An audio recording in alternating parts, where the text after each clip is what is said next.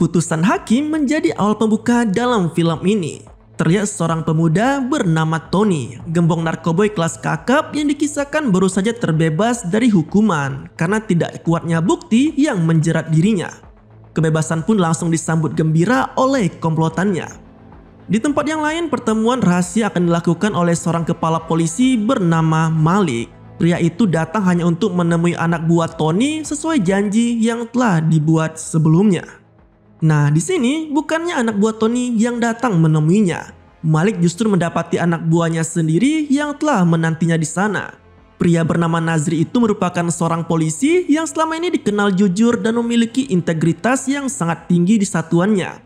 Alasan inilah yang mendorong Nazri kerap bertindak sendiri bak superhero di tengah para oknum korup di sekitarnya. Seperti yang dilakukannya saat ini, Malik yang kedapatan bersekongkol dengan anak buah Tony akhirnya harus menghadapi Nazri.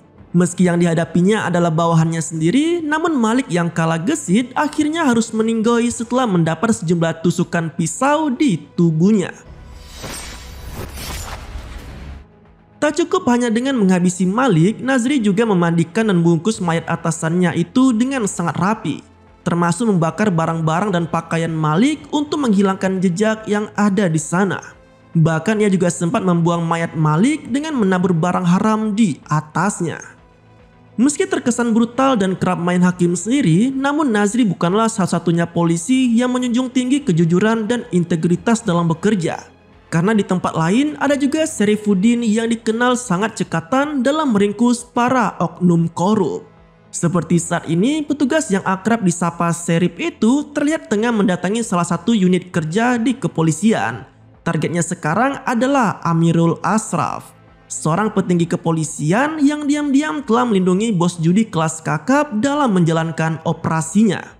Bukannya menyerahkan diri pada Syarif, Amirul malah memberi perlawanan dan mencoba kabur dari sana.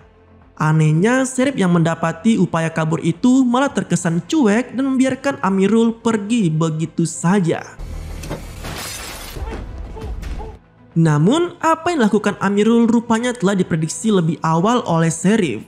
Ia lebih dulu membobol mobil Amirul dan mencopot setirnya.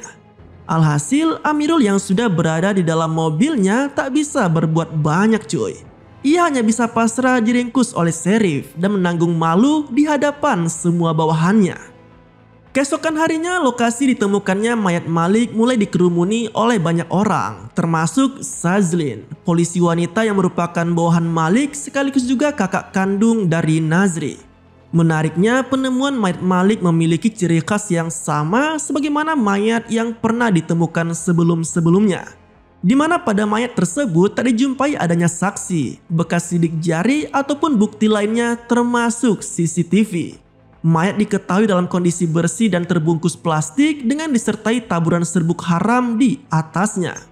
Di kantornya, penyelidikan terhadap Tony masih terus dilakukan oleh Pak Polisi, termasuk mencurigai adanya sosok yang menjadi anak buah baru dari gembong narkoboy tersebut.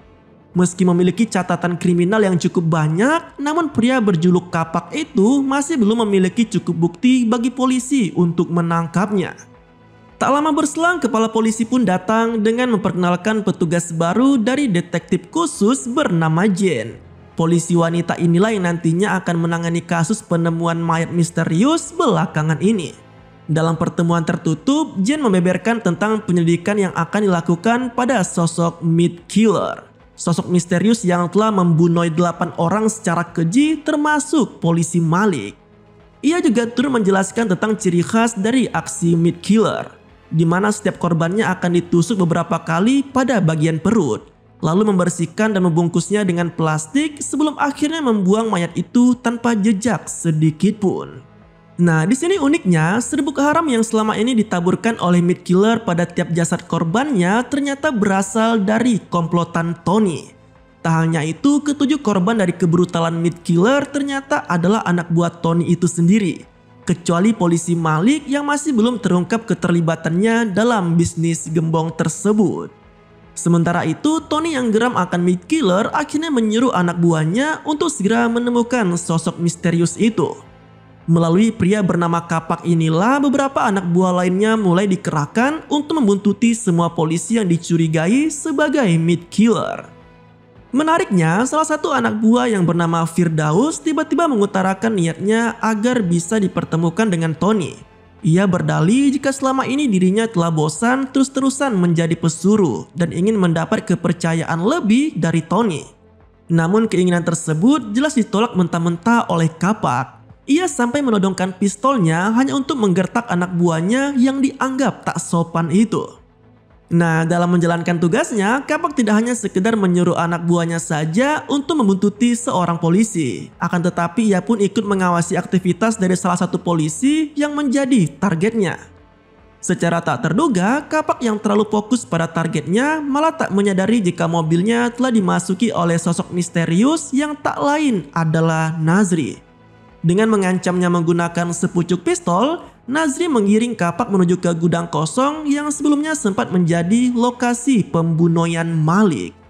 Di tempat itulah Nazri mulai menginterogasi Kapak tentang keterlibatannya dengan komplotan Tony, termasuk memaksanya untuk mengungkapkan lokasi pabrik Tony berada. Keesokan harinya, Jian yang baru mengantar anaknya ke sekolah tiba-tiba mendapat telepon dari satuannya. Ia diberitahu soal penemuan mayat baru yang ditenggarai merupakan korban dari kekejian dari Meat Killer.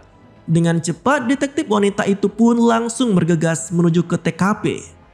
Setibanya di TKP, Jenny berkumpul dengan polisi lainnya untuk menyelidiki kematian yang ternyata adalah Kapak. Seperti penemuan korban-korban sebelumnya, Meat Killer juga membungkus mayat Kapak dengan plastik yang ditaburi serbuk haram di atasnya. Sekembalinya di kantor, Sazlin yang masih dibuat pening oleh perburuan Meat Killer malah kini dikejutkan oleh surat yang dikirim oleh sosok misterius padanya. Ternyata surat itu berisi denah lokasi beserta alamat markas dari komplotan Tony. Meski sempat dibuat ragu akan kebenaran dari denah tersebut, namun Sazlin dan rekan-rekannya setuju untuk menggerebek markas Tony di malam itu juga. Nah, dengan membagi tugasnya masing-masing dan menyusun strategi penyergapan, regu yang dipimpin oleh kepala polisi Afsam segera bersiap untuk memulai aksi mereka. Belum juga melangkahkan kaki keluar dari kantor, para polisi itu tiba-tiba dihadang oleh Sheriff dan anak buahnya. Nah, di sini kedatangan mereka bukanlah tanpa alasan. Sheriff berdalih bahwa dirinya telah diutus langsung oleh petinggi kepolisian untuk menangani kasus baru yang ada di sana, yaitu menangkap Meat Killer. Di ruang rapat, Sheriff menjelaskan bahwa saat ini kecurigaan besarnya terhadap sosok Meat Killer telah mengarah ke divisi narkotika. Hal itu didasarkannya pada kemiripan motif dari pembunuhan 8 korban belakangan ini yang sama seperti kasus kekejian Wan Daniel pada 98 silam. Di mana kala itu Wan Daniel yang merupakan seorang polisi jujur dengan senyap membunuh 9 korbannya yang merupakan kalangan gembong dan pengedar narkoboy. Bahkan cara membunuhnya pun sama seperti yang saat ini dilakukan oleh Meat Killer. Atas dasar itulah kini Sheriff begitu yakin jika sosok Meat Killer yang misterius tak lain adalah anggota dari divisi narkotika itu sendiri. Ia pun lalu melanjutkan pertemuan itu dengan sesi interogasi satu demi satu polisi yang ada di sana. Pada sesi interogasi, para petugas mulai memperlihatkan perangainya masing-masing. Mereka memberikan respon yang cukup beragam pada setiap pertanyaan yang diajukan oleh Sheriff dan Jane. Namun, ada yang berbeda dari Nazri. Ia justru sanggup mengingat dan menjelaskan semua kejadian yang telah dilaluinya secara mendetail. Karena hal itulah, Sheriff kini semakin mengarahkan tuduhannya kepada Nazri. Ia meyakini jika seorang pembunuh yang mampu menghabisi korbannya tanpa meninggalkan jejak sama sekali, pastilah sebelumnya telah merencanakan semua itu dengan sangat mendetail. Tak hanya menyasar Nazri, ternyata Sheriff juga mencurigai Sazlin sebagai sosok di balik Meat Killer. Hal itu berdasarkan pada rekaman CCTV kantor di mana kali itu Sazlin terlihat sempat menemui Malik di ruangannya. Namun anehnya, Malik malah meminta Sazlin untuk melepas jaketnya sebelum akhirnya kepala polisi itu mematikan kamera CCTV di ruangan tersebut. Janggalnya lagi, 15 menit usai pertemuan tersebut, Sazlin keluar dari ruangan Malik dengan berjalan perlahan layaknya orang yang tengah menahan sakit. Nah, usai menjalani interogasi, Afsam dan bawahannya bergegas menjalankan misi mereka, yaitu untuk menyergap markas Tony. Namun sialnya, aksi penyergapan kali ini malah tak membuahkan hasil sama sekali cuy. Komplotan Tony telah lebih dulu kabur dengan bawa serta barang haram milik mereka. Di luar dugaan, gudang yang nampak kosong itu ternyata masih menyisakan beberapa orang di dalamnya. Namun bukan anak buah Tony yang berhasil mereka temukan. Justru Sheriff dan kedua anak buahnya lah yang kedapatan berada di tempat tersebut. Menariknya, Sheriff yang kepergok tengah berada di sana malah berdalih jika dirinya telah membuntuti Absam dan yang lainnya. Mendengar alibi tersebut, Absam yang naik pitam lalu memerintahkan semua bawahannya untuk sama-sama meninggalkan tempat itu. Di hari berikutnya, keanehan kembali dirasakan oleh Nazri dan rekan lainnya. Bagaimana tidak, Sheriff yang masih fokus dengan semua profil polisi di sana kedapatan telah berulang kali keluar masuk toilet. Bahkan salah satu rekan Nazri sampai menyebut jika petugas baru itu sudah 7-8 kali ke toilet sejak pagi. Tak lama kemudian, kecurigaan pun kian menjadi-jadi karena Sheriff lagi dan lagi beranjak dari ruangan kerjanya untuk menuju ke toilet. Dengan penuh penasaran, Nazri dan yang lainnya pun diam-diam mengintip petugas baru itu dari luar toilet. Nah, secara mengejutkan, Sheriff yang selama ini terkenal tegas dengan pembawaan yang karismatik ternyata malah kedapatan tengah mengisap serbuk haram di tempat itu. Sontak, Nazri dan rekan polisi lain pun langsung menyergap Sheriff yang dianggap telah mengotori citra kepolisian. Di ruang interogasi, Sheriff mulai dicecari oleh Nazri dan yang lainnya. Terlebih mereka juga sudah muak dengan perangai petugas baru itu yang dianggap telah banyak ikut campur dalam operasi mereka. Namun tak lama berselang datang Absam dan Jane yang langsung meminta Nazri untuk melepaskan Sheriff. Mereka berdalih bahwa yang dipakai oleh petugas baru itu hanyalah ibuprofen atau obat migrain biasa. Sedangkan cara mengkonsumsi dengan menghisapnya melalui lubang hidung semata ditujukan agar obat tersebut bisa segera bekerja dalam menghilangkan migrain di kepala Sheriff. Di sisi lain, apa yang dilakukan Sheriff tadi ternyata hanyalah siasatnya saja untuk menarik perhatian dari Meat Killer. Melalui cara tersebut, kini Sheriff semakin meyakini jika selama ini Nazrilah yang menjadi sosok di balik misteri Meat Killer. Ia bahkan sampai memaksa Nazri untuk segera mengakuinya. Karena cepat atau lambat, Sheriff pasti akan membongkarnya dengan semua bukti yang ia miliki. Menyadari kedoknya sebagai Meat Killer bisa saja terbongkar, Nazri yang baru tiba di apartemennya lalu menemui informannya yang tak lain adalah Firdaus. Dalam momen tersebut, Nazri mengatakan jika misi kali ini adalah yang terakhir untuk informannya itu. Tak banyak yang dibicarakan oleh keduanya. Nazri hanya memberikan sebuah amplop sebagai tugas akhir dari Firdaus. Lalu ia pun meninggalkannya kembali ke apartemen. Keesokan harinya, Nazri kembali harus berhadapan dengan Sheriff untuk sesi interogasi lanjutan. Namun tidak seperti sebelumnya. Kali ini Sheriff memutar rekaman video yang memperlihatkan momen kelam dari aksi pembunuhan dari Zazuani, polisi wanita yang meninggoy dalam tugas penyamaran tahun yang lalu. Dalam rekaman tersebut, polisi wanita yang kebetulan juga merupakan tunangan Nazri itu harus meninggoy setelah sebelumnya sempat digilir oleh Tony dan anak buahnya. Karena dendam lama itulah, Sheriff dan Jim meyakini jika selama ini Nazri telah bertindak semaunya sendiri dengan menghancurkan bisnis dari Tony. Termasuk melenyapkan nyawa Malik yang dianggap telah membocorkan penyamaran Zazuani kala itu. Atas dasar tersebut, Sheriff memaksa Nazri untuk segera mengakui dirinya sebagai Meat Killer dan bersiap menghadapi masalah hukum yang menantinya. Di tengah ketegangan itu, Sazlin dan beberapa rekan polisi lainnya tiba-tiba datang memberi info terkait penemuan mayat terbaru. Alhasil, proses interogasi terhadap Nazri pun dihentikan sementara. Mereka pun kemudian segera bergerak menuju ke TKP. Nah, setibanya di TKP, Nazri yang dari tadi terus terpojok mulai berani menyangkal setiap tuduhan yang didapatnya. Ia agaknya mulai sedikit lega karena setidaknya penemuan mayat kali ini bisa menjadi bukti bahwa ia dan rekan polisi lainnya bukanlah sosok Meat Killer yang selama ini diburu oleh Sheriff. Namun hal itu tak berlangsung lama karena ternyata penemuan mayat kali ini tidak sepenuhnya sama seperti yang telah terjadi sebelum-sebelumnya. Jika sebelumnya Meat Killer selalu meninggalkan mayat dalam kondisi yang berseri tanpa jejak sama sekali, kali ini sosok pembunuh justru sempat dipergoki oleh seorang saksi ketika tengah membuang mayat itu. Ditambah lagi dengan adanya serpihan kulit orang lain di kuku mayat korban yang kemungkinan besar merupakan sosok dari pembunuh itu sendiri. Belum cukup dengan semua kejanggalan itu, tak lama kemudian Sheriff pun mendapat laporan tentang ditemukannya sosok pembunuh yang kebetulan masih berada tak jauh dari sana. Dengan sigap, Sheriff dan semua polisi pun langsung melakukan pengejaran terhadap sosok tersebut. Sebagaimana bisa ditebak, sosok pembunuh mayat tadi tak lain dan tak bukan adalah si Firdaus. Ia rupanya baru saja menyelesaikan tugas terakhirnya yang sempat diberikan Nazri. Dalam aksi kejar-kejaran, mobil Firdaus yang berhasil ditabrak oleh polisi hanya bisa pasrah. Uniknya, Sheriff yang berhasil menyeret Firdaus ke kantor malah meminta Nazri untuk menginterogasinya.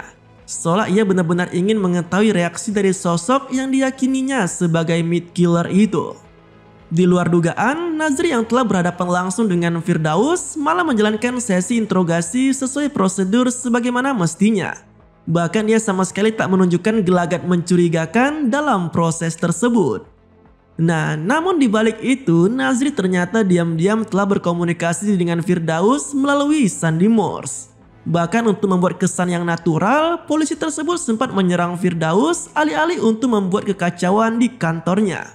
Melihat adanya kesempatan, Firdaus pun dengan cepat berusaha kabur dari kantor polisi. Namun, naas baginya, salah satu petugas yang ada di sana akhirnya menembak mati Firdaus yang saat itu sempat melawan polisi dan berusaha kabur.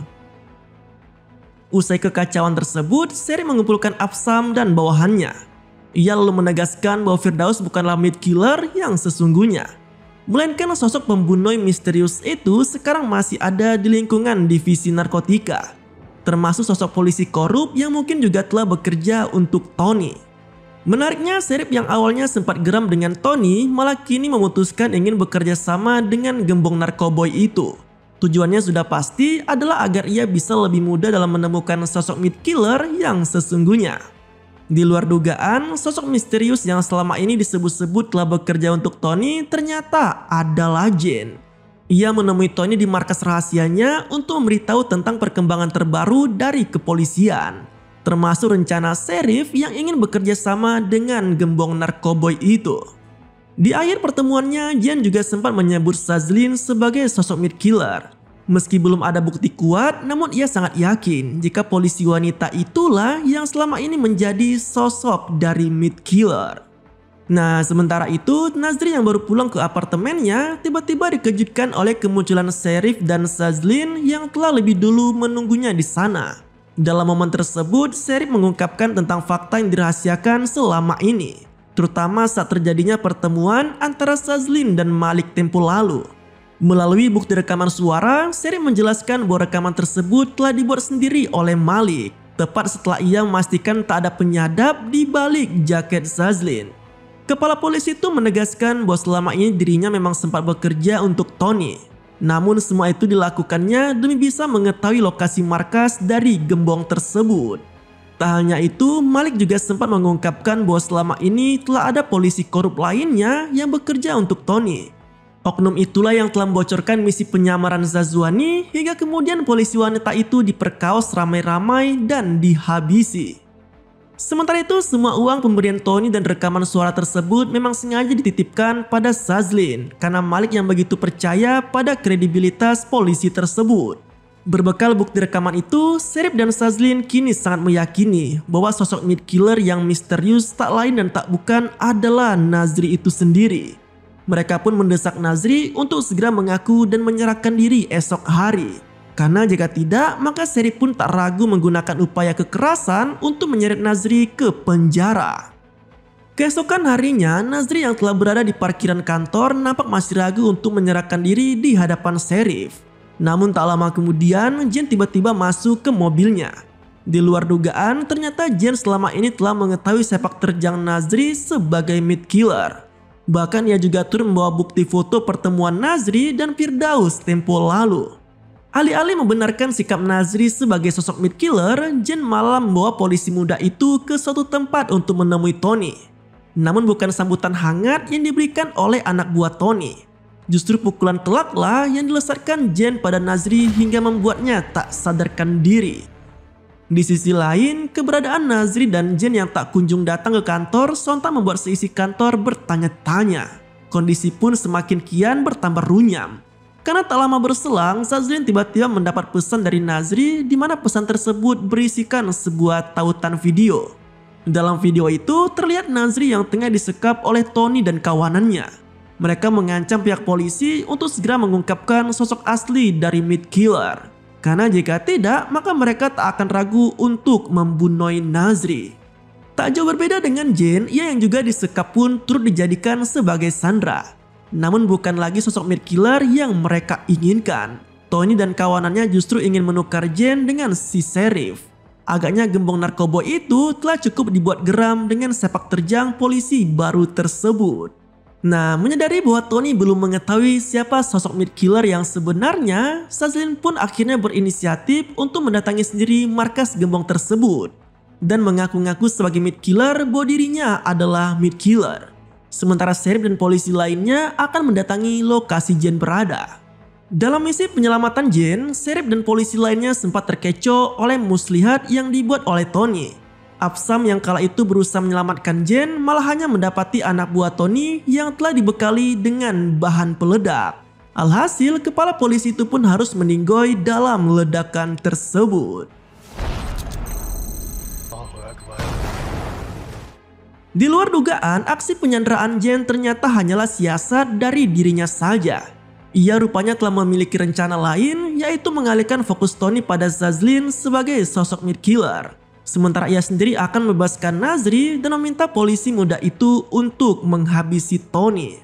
Nah, hal itu terpaksa dilakukan Jane karena selama ini Tony terus saja mengancam akan membunuh putra semata wayangnya.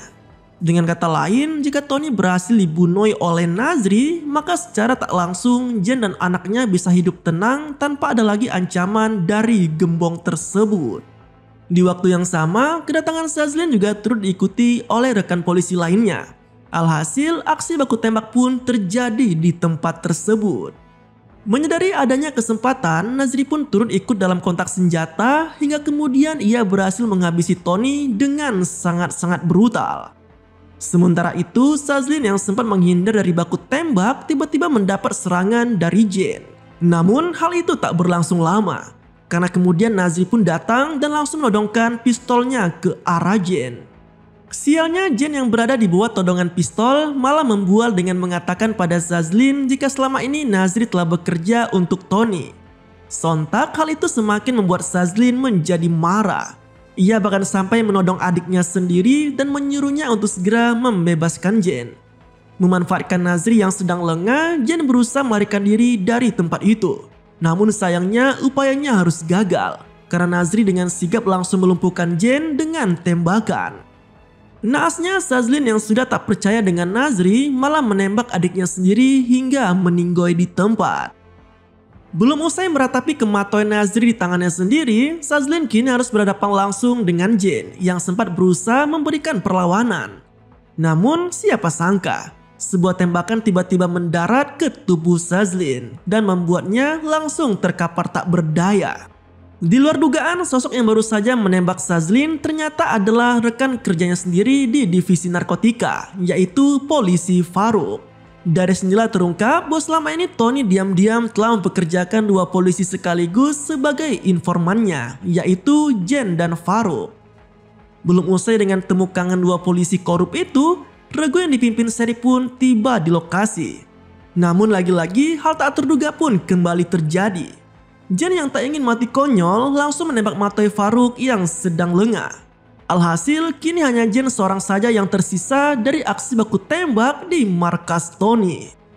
Atas selamatnya Jane, ia pun dianggap telah berjasa besar untuk kepolisian Malaysia. Pencapaian itu juga yang membuatnya mendapatkan penghargaan sekaligus kenaikan jabatan di satuannya. Ucapan selamat pun terus berdatangan kepada Jane, tak terkecuali dari bawahannya sendiri.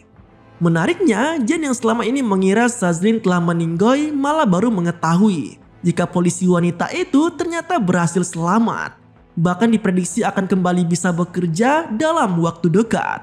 Mendapati Sazlin bisa menjadi ancaman untuk dirinya, Jane lalu berinisiatif untuk membunuh polisi wanita itu dengan meracuninya.